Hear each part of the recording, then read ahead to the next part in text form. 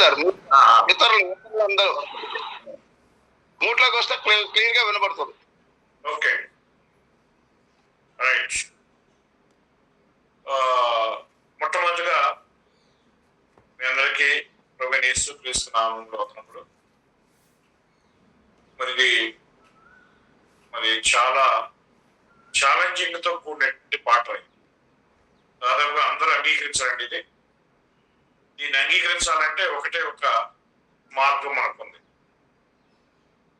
నేను ఇంతవరకు ఏదైతే నమ్మానో దాన్ని కాకుండా కొత్తదాన్ని నమ్మాలంటే మానవుల యొక్క మనసు అనేది లేదా హృదయం తొందరగా ఏకీభవించదు. కాబట్టి దాన్ని అంగీకరించాలంటే దేవుడు ఒకే ఒక సొల్యూషన్ మనకు పెట్టాడు. దాన్ని చూద్దాము. యోహాను సువార్త 7:17 చదువుదాం.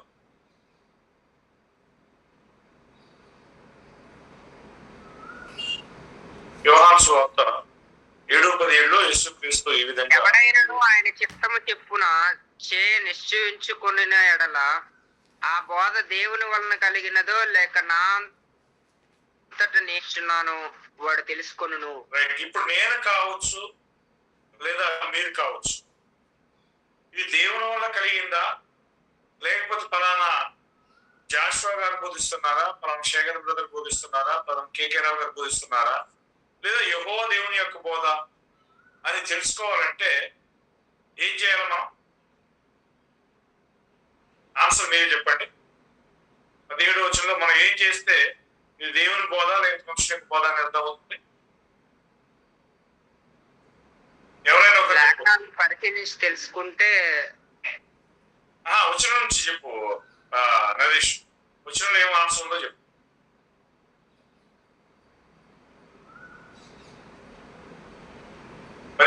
ఏముంది అంటే దేవుని చిత్తం కాదా, అంటే ఆ బోధ దేవుని చిత్తంకి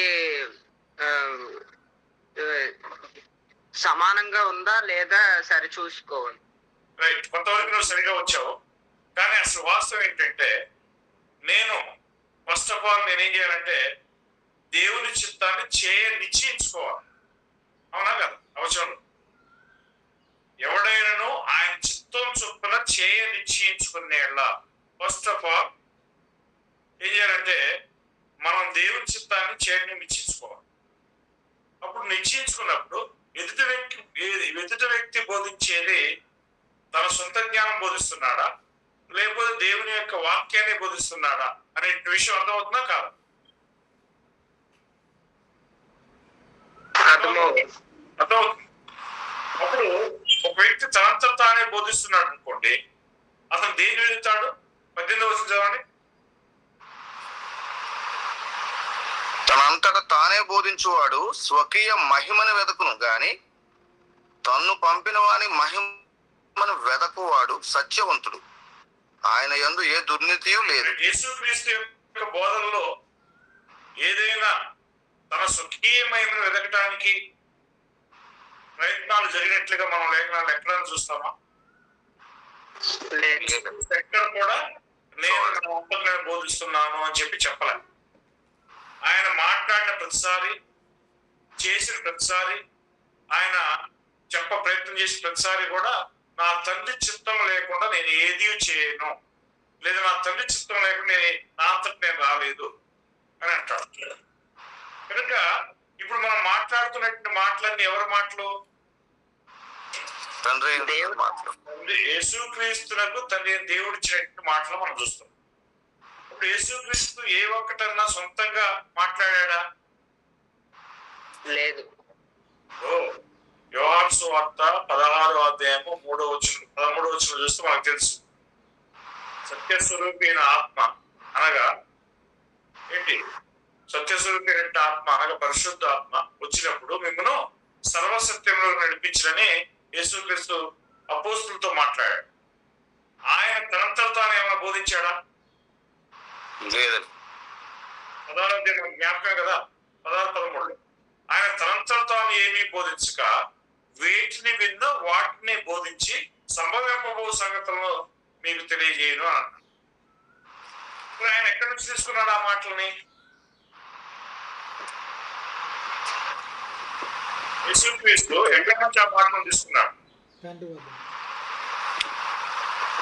యోహాను సువార్త 16వ అధ్యాయము. అయితే ఆయన అనగా సత్యస్వరూపి అయిన ఆత్మ వచ్చినప్పుడు మిమ్మును సర్వసత్యములోనికి నడిపించు. ఆయన తనంతట తానే ఏమీ బోధింపక వేటిని వినునో వాటిని బోధించి సంభవింపబో సంగతులు మీకు తెలియచేయను. పరిశుద్ధాత్మ ఎంత వరకు తన సొంత మాటలను బోధించాడు? ఇది కూడా బోధించలేదు. ఆయన ఏదైతే విన్నాడో దాన్ని మాత్రమే బోధించాడు తప్ప తన సొంతంగా ఏది బోధించలేదు అనే విషయం యేసుక్రీస్తు అంటే డిక్లేర్ చేస్తున్నాడు. మరి పరిశుద్ధాత్మ ఎక్కడి నుంచి తీసుకున్నాడు ఈ మాటలని? 14 వచ్చింది. రాయబడ్డాయి కాబట్టి 14 వచ్చి చదువు. ఆన్సర్ మనం కొంత స్కిప్ చేస్తుంది. ఓకేనా? ఆయన నా వాటిలోనివి తీసుకొని మీకు తెలియజేయను. ఆయన అంటే ఎవరి గురించి మాట్లాడుతున్నాడు ప్రభు? తండ్రి అయిన దేవుని కోసం కాదు ప్రభు. ఎవరి గురించి మాట్లాడుతున్నా పరిశుద్ధాత్మ గురించి మాట్లాడుతున్నాడు.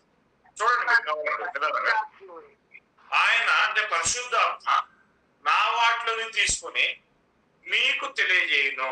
ఎక్కడ నుంచి తీసుకున్నాడు పరిశుద్ధాత్మ? యేసు లేఖనాల నుంచి మాటలు తీసుకుంటున్నాడు. అంటే పరిశుద్ధాత్మ ఎవరిని గౌరవిస్తున్నాడు? మరి యేసుక్రీస్తు అసలు ఎక్కడి నుంచి వచ్చి యేసుక్రీస్తుకి 15 వచ్చింది? తండ్రికి కలిగినవన్నీ నావి, అందుచేత ఆయన నా వాటిలోనివి తీసుకొని మీకు తెలియచేయనని నేను చెప్పి. అంటే ఓవరాల్ గా అల్టిమేట్ గా ఎక్కడి నుంచి వచ్చాయి మాటలన్నీ?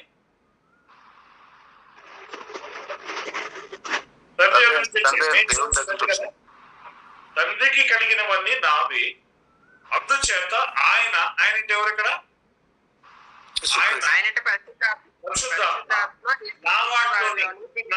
నా అని చెప్పేది ఇక్కడ సబ్జెక్ట్ ఎవరు?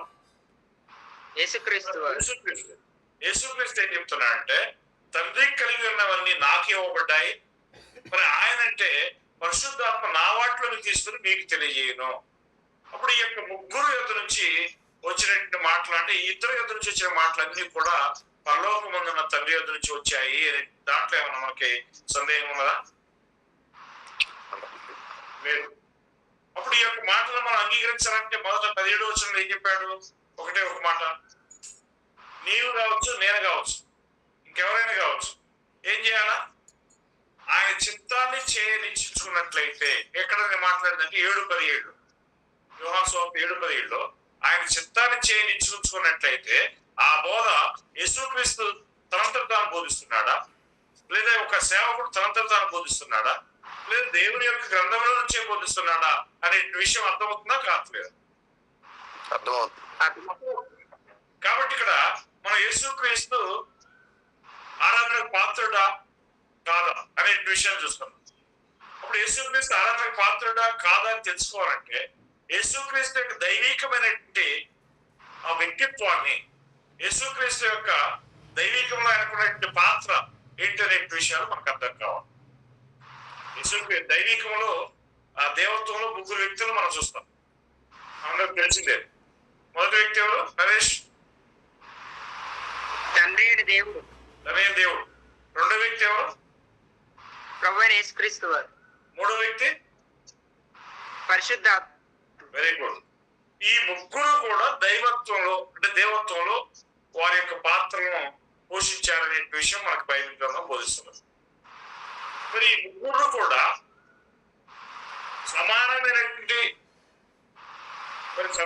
అధికారంలో సమానమైన ఆరాధనకు పాత్రలుగానే ఉన్నారా, లేకపోతే వీరిలో ఏమైనా హెచ్చుతగ్గులు ఉన్నాయా అనే విషయాలు మనం చూస్తే వీరిలో ఒక అధికార సీక్వెన్స్ అనేటువంటిది ఉన్నదని చెప్పి నిన్న మనం కొన్ని టచ్ చేసాం. అవునా? ఒక ఆయన పెద్ద ఆయన, రెండో ఆయన చిన్న ఆయన, మూడో ఆయన ఇంకా అంతకంటే చిన్న ఆయన అనేది మనకు అర్థమవుతుంది తేడా. అంటే నేను మన వాడక భాషతో చెప్తే అంతేనా కాదా?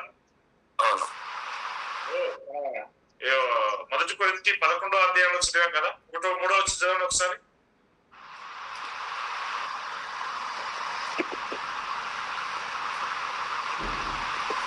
సత్య పురుషులకి శిరస్సు క్రీస్తనియు, స్త్రీకి శిరస్సు పురుషుడనియు, క్రీస్తునకు శిరస్సు దేవుడనియు మీరు తెలుసుకొనవలనని కోరుచున్నాము. రైట్, ఇక్కడ పరిశుద్ధాత్మ యొక్క ప్రస్తావన రాలేదు, కానీ ఇక్కడ అధికారం యొక్క వరుస క్రమాన్ని బోధిస్తున్నట్లుగా మనం చూస్తున్నాం. మొదట ఫస్ట్ లో ఎవరున్నారు? తండ్రి. రెండవ పాత్ర ఎవరు పోషిస్తున్నారు? మూడో పాత్ర ఎవరు? పురుషుడు. అంటే పై స్థానంలో ఉన్నటువంటి వ్యక్తి ఎవరు? తండ్రి. తల్లి దేవుడు. ఒక్క నిమిషం సుశీలా, ఈ స్త్రీ వచ్చి ఈ పాత్ర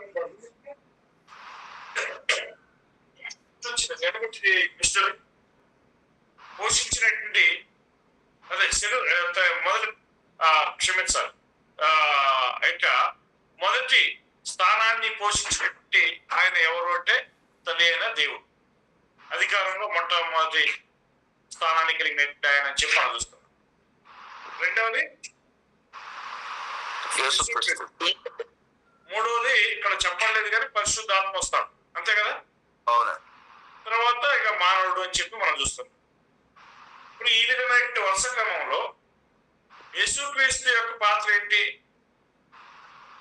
పరిశుద్ధాత్మ యొక్క పాత్ర ఏంటి? అసలు వీరికి అధికారాలు స్వతహాగా ఉన్నాయా, రేపు తండ్రి పంపిస్తే వచ్చినటువంటి అధికారాలా? తండ్రి ఇస్తేనే యేసుక్రీస్తు వరకు వచ్చి మనం నిన్న చూసాం కదా, ఫిలిప్పీలకు రాసిన పత్రిక 2వ అధ్యాయము 5 నుంచి 11 వచనాల్లో మనం చూస్తే తండ్రి దేవునితో సమానంగా ఉండేటి విడిచిపెట్టకూడని భాగ్యం ఎంచుకోవడం లేదు, కానీ ఆయన మనుషుడిగా పుట్టి దాసుని సులభం తను తాను చేసుకుని అని చెప్పాడు. తర్వాత ఏం చెప్పండి అంటే ఆయన శిలువ మరణ పర్యంతం వరకు తను తాను తగ్గించుకున్నందువలన పైన ఆకాశం అందే గాని భూమి మీదనే కానీ సర్వాధికారం ఆయనకి ఇవ్వబడి ఉన్నది గమనించండి. రెండోది ఆయన నామం ప్రతివాను మోకాలు ఊగినట్లు ఆయన నామాన్ని ఆయనకు అధికారం అనుగ్రహించబడింది అని చెప్పి మనం చూస్తున్నాం. ఎవరిచ్చారు అధికారం అని చెప్పి మనం చూస్తే మత్తయి సువార్త 25వ అధ్యాయము 18-19 వచనాలు మనకు అర్థమవుతున్నాయి. ఎవరిచ్చారు ఆయనకి అధికారం? తానుగానే ఉన్నదా, లేకపోతే ఎవరైనా ఒకరు ఇచ్చారు? అక్కడ తండ్రి అయిన దేవుడే ఇచ్చాడు. దేవుడు ఇచ్చాడు. కాబట్టి అక్కడ చెప్పాడు కూడా, నాకు పరలోకమందును భూమి మీదను సర్వాధికారం ఇయ్యబడి ఉన్నది. ఇది ఎప్పుడు ఇచ్చాడు ఆయనకి? మృతులలో నుంచి పునరుత్థానం అయిన తర్వాత ఆయనకి ఆ యొక్క అధికారాలను దేవుడు ఇచ్చినట్టుగా మనం చూస్తున్నాం. అయితే ఈ సందర్భంలో ఇప్పుడు యేసుక్రీస్తు దేవుని కుమారుడుగా ఉన్న సమయంలో, అంటే ఈ యొక్క భూమి మీద ఉన్న సమయంలో క్రైస్తవులకి లేదా ఆయన్ని వెంబడించిన శిష్యులకి ప్రార్థన నేర్పించినట్టుగా మనం నిన్న చూసాం. క్రైస్తవులు మరి యేసుక్రీస్తుకు ప్రార్థన చేయవచ్చునా? దేవుని యొక్క పిల్లలమైనట్టు మనము యేసుక్రీస్తుకు ప్రార్థన చేయవచ్చునా? మనం చూడండి, మత్తయి సువార్త 6:9 మనం చూసినట్లయితే, కాబట్టి మీరు ఇలాగ ప్రార్థన చేయండి, పరలోకమందున్న మా తండ్రి, నీ నామం పరిశుద్ధపరచబడు గాక. ఏమన్నాడు? ఎవరికి అడ్రస్ చేయమని చెప్పి చెప్తున్నాడు ప్రార్థన? తండ్రికి, పరలోకమందున్న తండ్రికి. పరలోకమందున్న మా తండ్రి, నీ నామం పరిశుద్ధపరచబడు గాక అని చెప్పి తండ్రికి ప్రార్థన చేయాలని చెప్పి చెప్తున్నాడు. ఈ సందర్భంలో ఇంతవరకు యేసుక్రీస్తు తనకు ప్రార్థన చేయవను, తనను ఆరాధన చేయవను అని చెప్పి సందర్భం రాలే. మనం చూసాను, మత్తయి సువార్త 4వ అధ్యాయం 10వ వచనంలో చెప్పాడు, నా వెనుకకు పో సాతానా, నీ ప్రభువుని నీ దేవుని నొక్కి ఆయనకు మాత్రమే గమనించాలి, ఆయనకు మాత్రమే నమస్కారం చేయవాలని చెప్పి లేదా ఆరాధన చేయవాలని చెప్పి రాయబడి ఉన్నది. అంటే ఎవరికి మాత్రమే ఆరాధన అనేది ఆ వచనంలో మనం చూస్తున్నాం? తండ్రికి మాత్రమే ఆరాధన. తండ్రికి మాత్రమే ఆరాధన. అప్పుడు యేసుక్రీస్తు ఆరాధనకి పాత్రుడు కాదా అనే విషయాలు మనం చూద్దాం. మొదటి తిమోతి 4వ అధ్యాయం.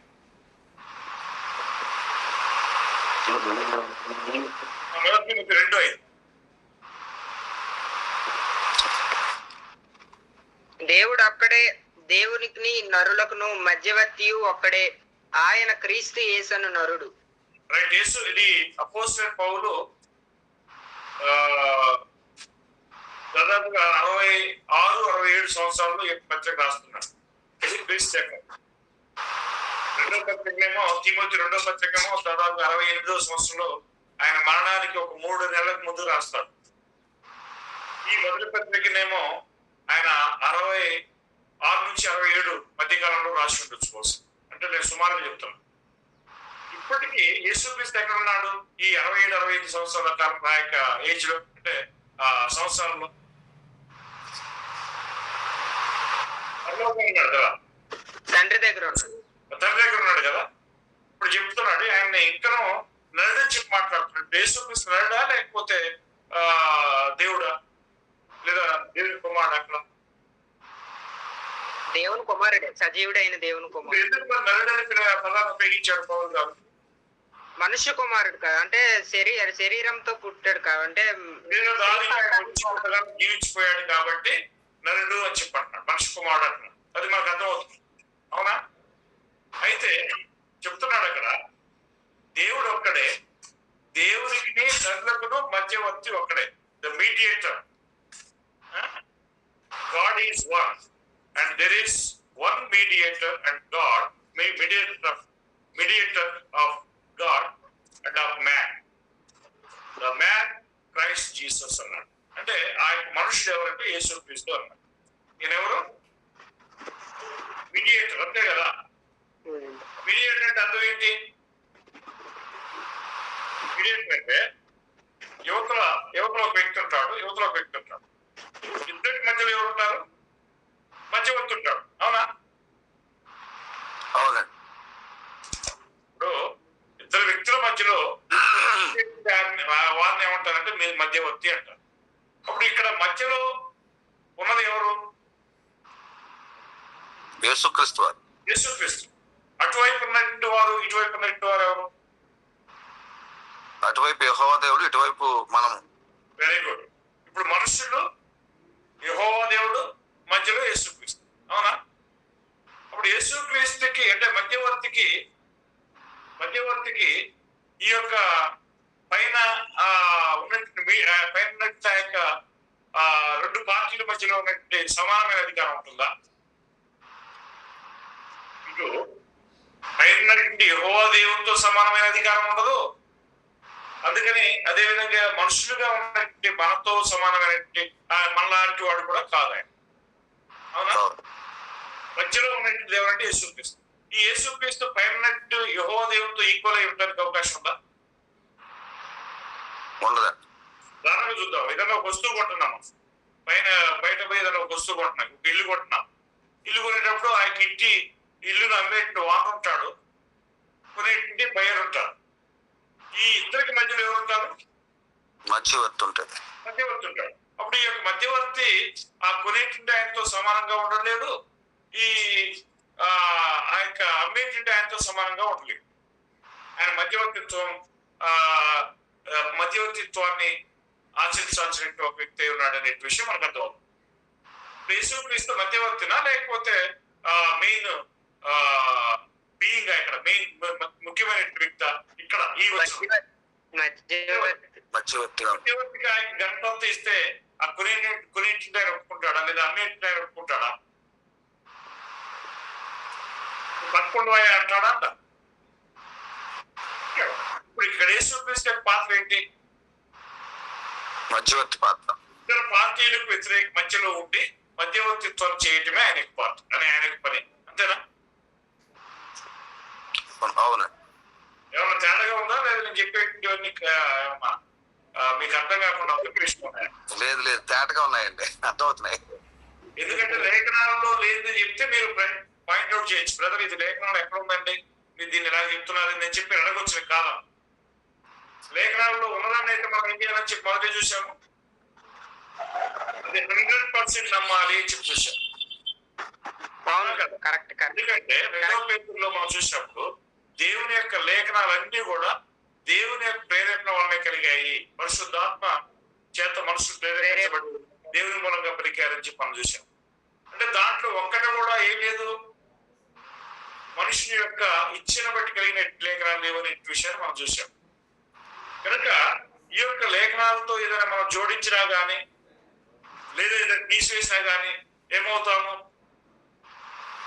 సామెతలు 36 ప్రకారం అబద్ధీకులు అవుతాం. ఆయన మనల్ని గద్దిస్తాడు, అప్పుడు మనం అబద్ధీకులం అవుతా ఉన్నాడు. అబద్ధీకులు అందరూ ఎక్కడ పోతారు?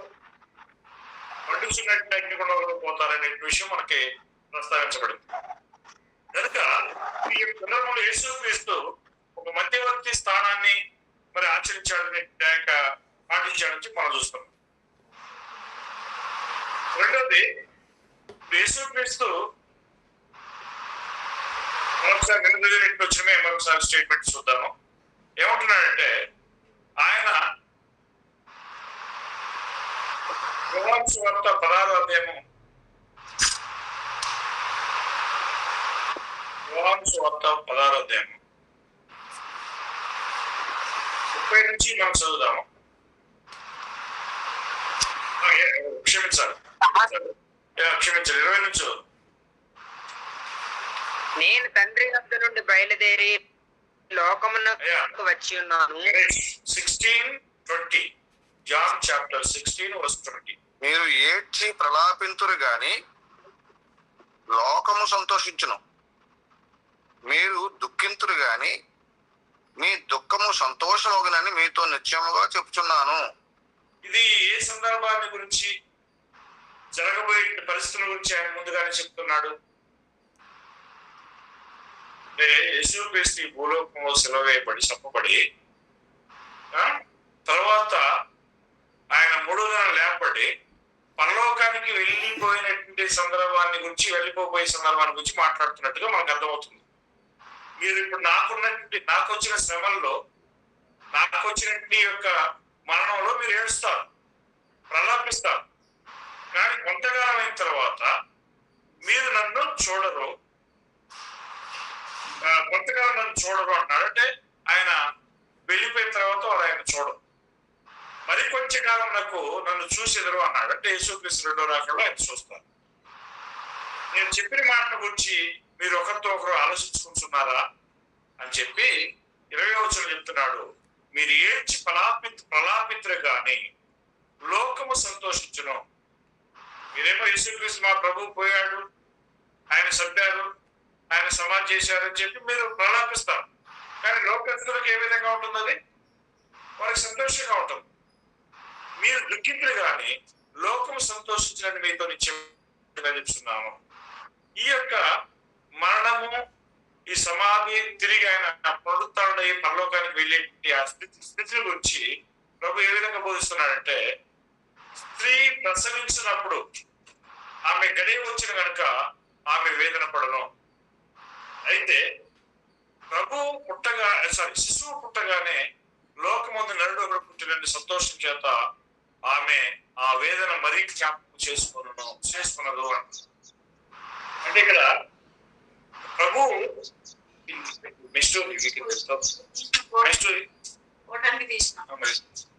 అయితే ఇక్కడ మనం చూసినట్లయితే ఒక స్త్రీ ఏ విధమైన పరిస్థితుల మధ్యలో మన బిడ్డ పుట్టగానే సంతోషిస్తుందో అలాగే మరి శిష్యులు ఉంటారని చెప్పాడు 21వ వచనం. 22వ వచనంలో అటువలే మీరును ఇప్పుడు దుఃఖపడుతున్నారు కానీ నేను మిమ్మల్ని మళ్ళా చూతును, అప్పుడు మీ హృదయంలో సంతోషించును, మీ సంతోషం ఎవడనో మీ ఎదురు నుంచి తీసివేయలేడు. మెయిన్ పాయింట్ చూస్తున్నాం 23వ వచనంలో. ఆ దినమన, ఏ దినమది? అంటే యేసుక్రీస్తు తిరిగి లేచిన తర్వాత, ఆ దినమున మీరు నన్ను దేని గురించి అడగరు. ఎవరు అడగరు? మనం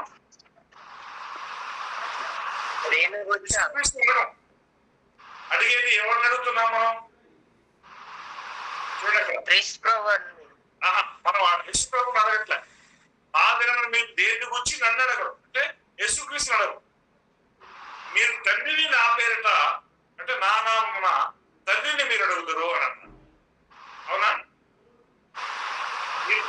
నా పేరుని ఏమి అడిగినో ఆయన మీకు అనుగ్రహించునని మీతో నిశ్చయముగా చెప్తున్నాను. ఎవరు అడగబోతున్నాం మనం? తండ్రిని, యేసుక్రీస్తుని. ఇప్పుడు యేసుక్రీస్తు భూమి మీద ఉన్నంత వరకు ఎవరు అడగవచ్చు చెప్పాడు ఆయన? తండ్రిని ఏదైనా నేను అడగవచ్చు అని చెప్పారన్నాడు. ఆయన ఎప్పుడైతే మరి ఈ భూలోకాన్ని వదిలిపెట్టి వెళ్ళిపోయాడో, వెళ్ళిపెట్టిన తర్వాత ఆయన ఇక మీద మనం అడగపోవట్లేదు. ఆయన చెప్పినాడు స్పష్టంగా. అంటే అధికారం పూర్తిగా మారిపోతుంది. తండ్రి దేవుడు తన రాజ్యం పైన, తన ఆయన సర్వ సృష్టి పైన అధికారిగా ఆయన ఉండబోతున్నాడు. ఆయన తన కుమారుడికి కార్యాలు ఇస్తున్నాడు. అప్పుడు ఆయన కూడా అధికారే. కానీ ఇప్పుడు ఈ యొక్క అధికార తండ్రి అయినటువంటి దేవుని యొక్క నుంచి ఆ కార్యాలను పొందాలంటే ఎవరిని అడగాలి మనం? యేసుక్రీస్తు ద్వారా తండ్రిని అడగాలి, అంతే కదా. అప్పుడు కొలసీలో మనం నేను చూసిన దీనికి సెట్ అవుతుందా? ఏమైనా తేడా వస్తుందా? కొలసి 3:15 ఒకసారి.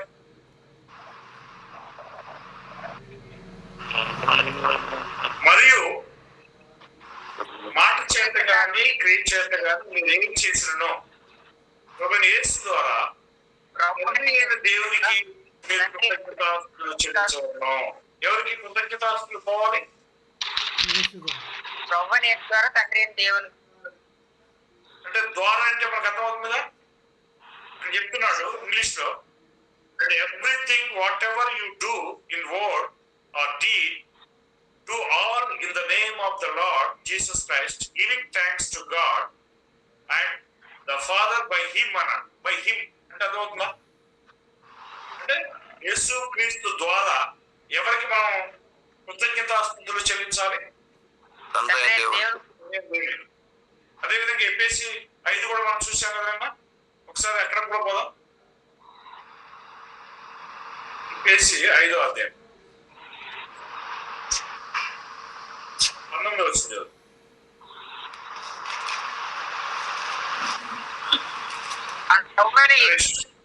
సమస్తమును గూర్చి తండ్రి అయిన దేవునికి ఎల్లప్పుడూ కృతజ్ఞతాస్తుతులు చెల్లించుచు. ఒకరికొకడు కీర్తనలతోనూ సంగీతములతోనూ ఆత్మ సంబంధమైన పాటలతోనూ హెచ్చరించుచు మీ హృదయంలో ప్రభువును గూర్చి పాడుచు కీర్తించుచు మా ప్రభువైన యేసుక్రీస్తు సమస్తమును గూర్చి తండ్రి అయిన దేవునికి ఎల్లప్పుడూ కృతజ్ఞతాస్తుతులు చెల్లించుచు. ఇంతకంటే క్లారిటీ మనకేం కావాలండి? ఇంతకంటే క్లారిటీ మనకు లేఖనాల్లో ఇంకా అవసరం. ఏం చెప్తున్నాడు చూడండి. ఒకరినొకడు కీర్తనలతోనూ సంగీతములతోనూ ఆత్మ సంబంధమైన పాటలతోనూ హెచ్చరిస్తూ మీ హృదయములలో ప్రభువును గూర్చి పాడుతూ కీర్తిస్తూ మన ప్రభువైన యేసుక్రీస్తు పేరిట సమస్తమును గూర్చి. ఎవరి పేరిట? మరొకసారి చూడండి అక్కడ ఏమంటున్నాడు. Always giving thanks for all things to God the father in the name of our Lord Jesus Christ అంటున్నాడు. ఎవరి నామంలో? In the name of lord Jesus Christ. యేసుక్రీస్తు నామంలో తల్లి దేవునికి మనం ఏం చేస్తున్నాం? కృతజ్ఞత చెల్లిస్తున్నాము. అంటే అధికారం ఎవరికి ఉన్నది? ఆరాధించబడే అధికారం ఎవరికి ఉన్నది? పొగడబడే అధికారం ఎవరికి ఉన్నది? యేసుక్రీస్తు వారికి. పొగడబడే అధికారం పొగడబడే అధికారం కూడా తండ్రి దేవునికే ఉంది. ఆరాధించబడే అధికారం కూడా తండ్రి దేవునికే ఉంది. అప్పుడు ఇది మన క్లారిటీ, ఒక రకమైన క్లారిటీ వచ్చిందా రాలేదు? వచ్చింది. అయితే మరి యేసుక్రీస్తు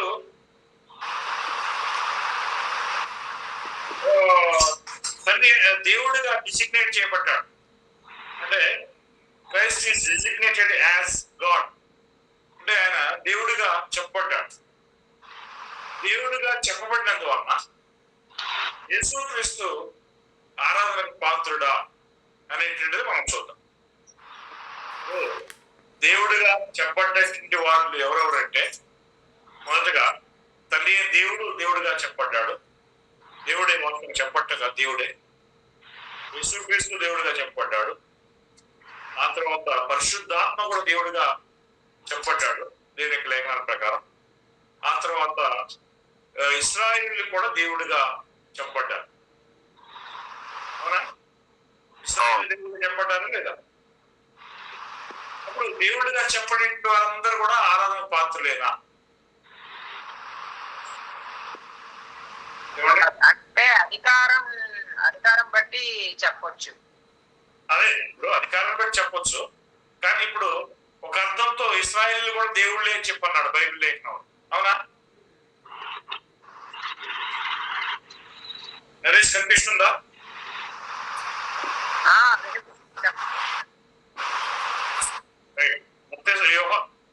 యోహాను సువార్త 10వ అధ్యాయంలో మనం చూద్దాం.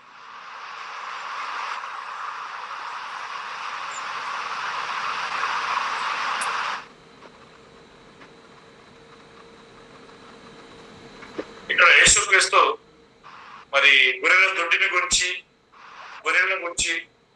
మరి తనకు వ్యతిరేకంగా పనిచేస్తున్నటువంటి పరిచయం గురించి మాట్లాడుతున్నారు. ఇక్కడ ఆయన మాట్లాడుతున్నప్పుడు 27వ వచనంలో ఏమంటున్నాడంటే 10:27లో నా గొర్రెలు నా స్వరం వాటిని ఎరుగుదను. ఎవరి వాయిస్ డిస్టర్బెన్స్ అవుతుంది. అయితే చూడండి, అక్కడ నా గొర్రెలు నా స్వరం విన్ను, నేను వాటిని ఎరుగుదును, అవి నన్ను వెంబడించను. ఇక్కడ గొర్రెలు ఎవరు? గొర్రెలు ఎవరంటే మనమే. అవునా? మన కాపరి ఎవరు? యేసుక్రీస్తు కదా. కాబట్టి 25వ వచనంలో నేను వాటికి నిత్య జీవం ఇస్తున్నాను కనుక అవి ఎన్నటికి నశించవు. ఎవడనో వాటిని నా చేతుల నుండి అపహరింపడు అంటున్నాడు. మళ్ళా 29వ వచనంలో ఇంకో మాట అంటున్నాడు, వాటిని నాకు ఇచ్చిన గొర్రెల్ని ఎవరికి ఇచ్చారు? ఇక్కడ తండ్రి యేసుక్రీస్తు ప్రభువుకి ఇచ్చారు. వాటిని నాకు ఇచ్చిన నా తండ్రి అందరికంటే గొప్పవాడు. అందరికంటే అంటే యేసుక్రీస్తు కంటే గొప్పవాడా? పరిశుద్ధాత్మ కంటే గొప్పవాడేనా? లేదా మనుషులందరికంటే గొప్పవాడేనా? దానికి ఏ విధమైనటువంటి ఆ యొక్క సందేహమే లేదు. ఆయన అందరికంటే గొప్పవాడంటే యేసుక్రీస్తు కంటే గొప్పవాడు, పరిశుద్ధాత్మ కంటే గొప్పవాడు, ఈ సృష్టి అంతటి కంటే గొప్పవాడు. అవునా? ఇప్పుడు మీరు యేసుక్రీస్తు అంటే యేసుక్రీస్తు కంటే గొప్పవాడా కాదా చూడాలంటే ఇంకొక వచ్చిన చూడాలి. 18:20 చూడండి. 18:20 యోహాను 14:20.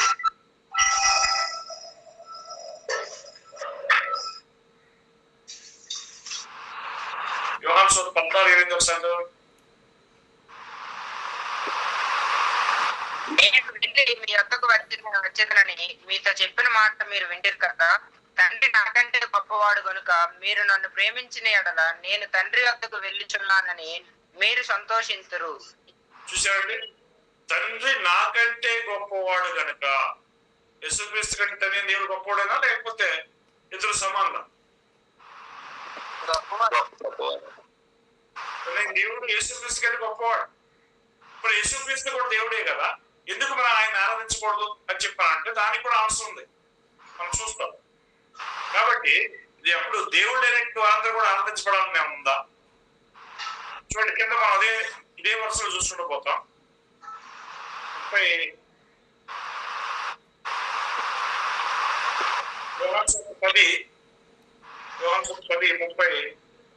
నుంచి చూద్దాము.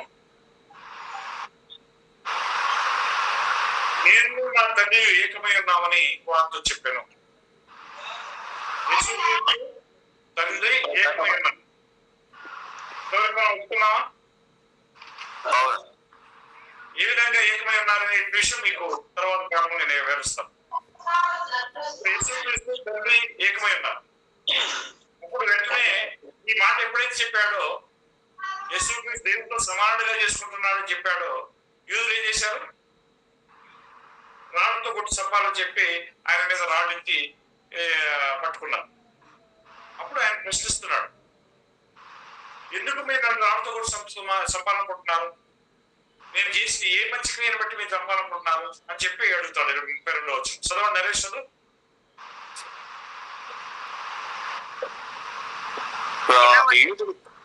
యూదులు ఆయనను కొట్టవలనని మరలా రాళ్ళు చేత పట్టుకొనగా యేసు తండ్రి యొద్ద నుండి అనేకమైన మంచి క్రియలను మీకు చూపితిని, వాటిలో ఏ క్రియ నిమిత్తం నన్ను రాళ్లతో కొట్టుదురని వారిని అడిగాను. అందుకు యూదులు, నీవు మనుషుడు అయి ఉండి దేవుడినని చెప్పుకుంటున్నావు గనుక దేవదోషం చేసినందుకే నిన్ను రాళ్లతో కొట్టుదము గాని మంచి క్రియ చేసినందుకు కాదని ఆయనతో చెప్పిరి. వాళ్ళు ఎందుకు ఆయన్ని కొట్టాలనుకుంటున్నారు? ఆయన మనుషుడిగా ఉన్నాడు. మనుషుడిగా ఉండి దేవుడని చెప్పుకుంటున్నందు వలన దేవదోషం చేసినావు కాబట్టి నిన్ను రాళ్లతో కొట్టుదము అని చెప్పానన్నా. వాస్తవంగా ఆయన దేవుడు కాదా? దేవుడే. దేవుడు కాబట్టి చెప్పి దేవుడు కుమారుడు అని ఆయన దేవుడిని చెప్పుకున్నందు వల్ల తప్పే ఉంది. ఇప్పుడు ఆయన చెప్తున్నాడు, నీవు మనుషులు ఉండి దేవుడిని చెప్పుకుంటున్నావు కనుకనే దేవదోషం చేశావు. యూదుల్లో ఎవరైనా దేవునితో సమానంగా వ్యక్తి చెప్పుకున్నాడంటే వాళ్ళని రాళ్ళతో కూడా చంపాలి ధర్మశాస్త్ర ప్రకారం. ఇప్పుడు యేసుక్రీస్తు పరలోకం నుంచి పంపబడిన దేవుని కుమారుడు అంటే ఆయన ఏమవుతాడు? దేవుడు అవుతాడు కదా. కోతి పిల్ల ఏమవుతుంది? కోతి అవుతుందా లేకపోతే గాడిద అవుతుందా? కోతి అవుతుంది కదా. మనిషి కుమారుడు ఏమవుతాడు? మనిషి అవుతాడు. అలాగే దేవుని కుమారుడు దేవుడు అయ్యాడనే విషయం మనం చూస్తున్నాం. అప్పుడు వాళ్ళకి అర్థం కాక ఏమంటున్నారు? దేవదోషం చేసినందుకే. దేవదోషం చేశావు. ఏ విషయంలో దేవదోషం చేశాడంటే ఆయన మనుషునిగా ఉండి దేవుని చెప్పుకున్నందువలన దేవదోషం చేశావు అని చెప్పి ఆయన్ని వారు రాళ్ళతో కొట్టాలనుకున్నారు. అందుకు ఆయన ఇచ్చే రిప్లై చూడండి 34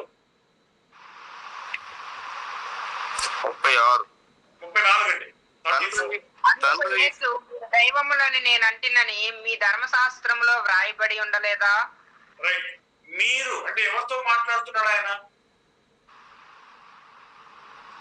యూదులతో మాట్లాడుతున్నాడు. అప్పుడు యూదులు ఏమై ఉన్నారని చెప్పి వారికి ధర్మశాస్త్రం రాయబడి ఉన్నదట. మీరు దైవములని నేను అంటినని మీ ధర్మశాస్త్రంలో రాయబడి ఉండలేదా? రైట్. ఎక్కడ రాయబడి ఉంది? ఒకసారి 82వ కీర్తన 6వ వచనం 82:6 కీర్తన.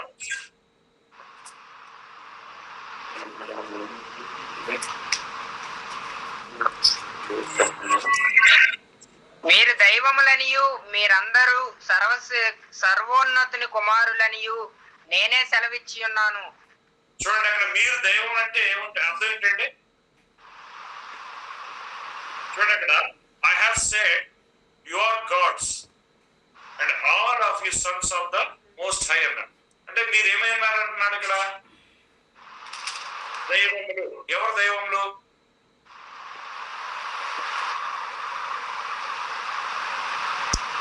శేఖర్ గారు, మనం లైన్ ట్రాక్ పోతున్నాం. ఏమైనా మారేనా? ట్రాక్ లో ఉన్నాం. అప్పుడు ఇక్కడ ఏమంటున్నాడంటే ఈ యొక్క యూదులను చూసి మీరు దైవములై ఉన్నారని చెప్పి మీ ధర్మశాస్త్రం చెప్తున్నది అంటారు. అంటే ఎవరు దైవములు ఇక్కడ? యూదులు దైవములు. అంటే ఎందుకు వాళ్ళు దైవములు అంటున్నాడంటే దేవుని యొక్క లేఖనములు ఎవరికి వచ్చి ఉన్నాయో వారే దైవములు అన్నాడు.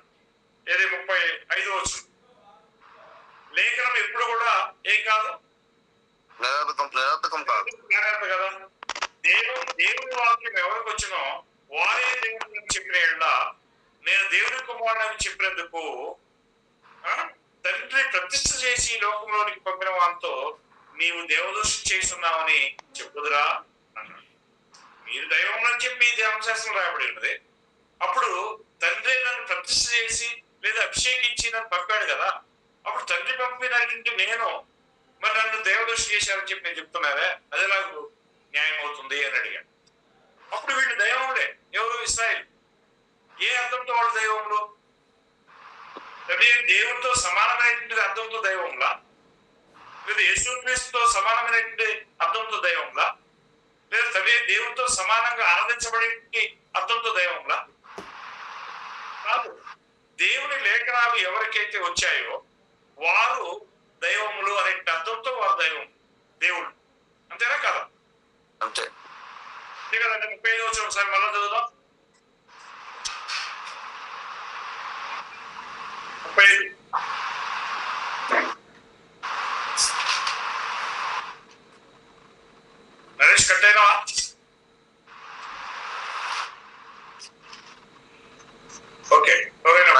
వ్యవహారం 10:35 అండి.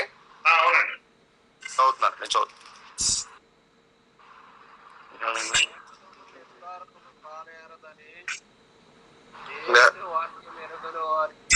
వారికి వచ్చెను, వారే దైవములని చెప్పిన ఎడల నేను దేవుని కుమారుడని చెప్పినందుకు.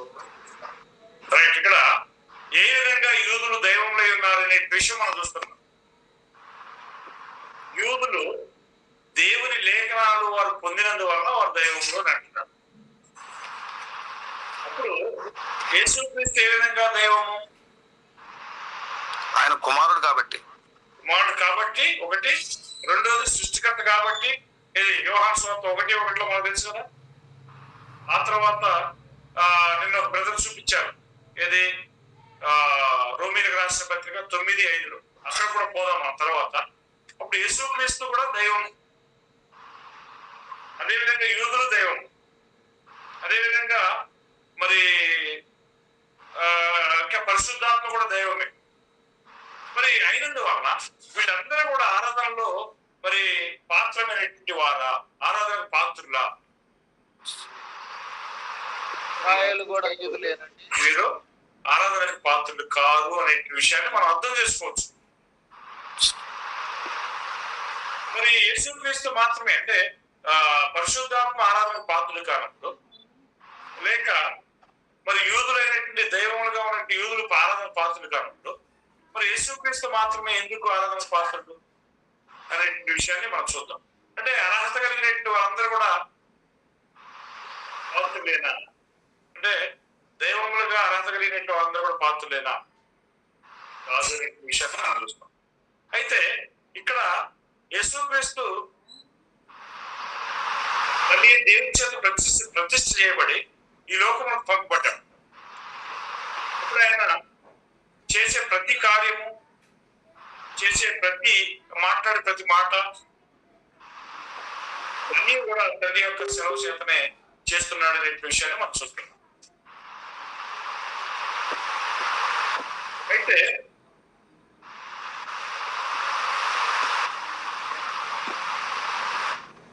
సరే, జాషువా గారు. సార్ చెప్పండి సార్. జాషువా గారు, ఈ రోజు పాఠం ఎంతతో ఆప్ చేద్దామండి. దేవుని చిత్తం అయితే రేపు మళ్ళా ఇదే పాఠం కంటిన్యూ అవుతుంది. అంటే ఇప్పుడు జరిగింది కాకుండా తర్వాత జరగాల్సిన పాఠం మనం చూద్దాము. అలాగే సార్. Okay sir. ఓకే.